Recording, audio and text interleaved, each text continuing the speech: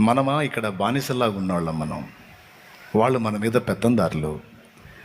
దేవుడు దయచూపే ఒకవేళ నువ్వు రాణివైతివనుకో, మన ప్రజలకి కొంత భద్రత ఉంటుందమ్మా నిన్ను బట్టి.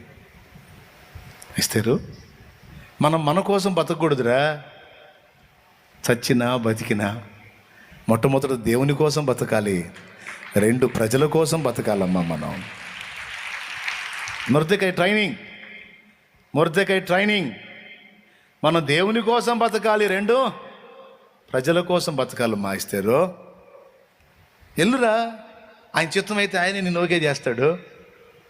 వేద్దాం ఒక రాయి, ఏముందంట. ఒకవేళ వర్కౌట్ అయిందనుకో రాణివవుతావుగా. రాణివైతే మనకు కొంచెం అవకాశం ఉంటుంది కదా, ఆ దుర్మార్గులు మన మీద అటాక్ చేయకుండా. తప్పకుండా వెళ్తానంది, పోయింది, సాధించింది.